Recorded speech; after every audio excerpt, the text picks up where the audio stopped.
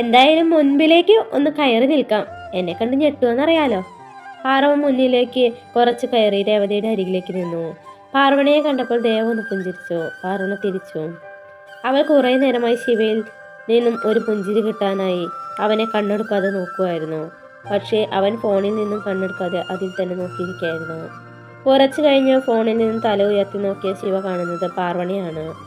അവൻ അവളെ നോക്കി ഒന്ന് പുഞ്ചിരിച്ചു. ശേഷം വീണ്ടും ഫോണിലേക്ക് തന്നെ നോക്കാൻ തുടങ്ങി. ഞാനിങ്ങനെ കണിഞ്ഞൊരുങ്ങി വന്ന് വെറുതെ ആയി. എന്നിവിടെ കണ്ടിട്ട് ഒരു മുഖത്തൊരു ഞെട്ടല് പോലും ഇല്ല, പാർവണ പെറുപുറത്തോണ്ട് പറഞ്ഞു. പോകുന്ന വഴി ദേവ തിരിഞ്ഞു നോക്കി എല്ലാവരോടും യാത്ര ചോദിച്ചു. ശിവയുടെ നോട്ടത്തിനായിരുന്നു പാർവണ കാത്തു നിന്നത്. പക്ഷേ അവൻ ഫോണിൽ നിന്നും കണ്ണെടുക്കാതെ തന്നെ വീട്ടിൽ നിന്ന് ഇറങ്ങി കാറിൽ കയറി. അത് കണ്ടതും പാർവണയ്ക്ക് വല്ലാത്ത ദേഷ്യവും സങ്കടവും വന്നു. പക്ഷെ അവൾ അത് പുറത്ത് കാണിച്ചില്ല. കാർ മുന്നോട്ടെടുക്കാൻ നേരം ശിവ തല പുറത്തേക്കിട്ട് പാർവണയെ നോക്കി ഒന്ന് ചിരിച്ചു. അത് കണ്ടതും പാർവണയുടെ മനസ്സിൽ എന്തോ വല്ലാത്തൊരു സന്തോഷം നിറഞ്ഞു വന്നു. അവൾ അതൊട്ടും പ്രതീക്ഷിച്ചില്ല ശിവ തന്നെ നോക്കി ചിരിക്കുമെന്ന്.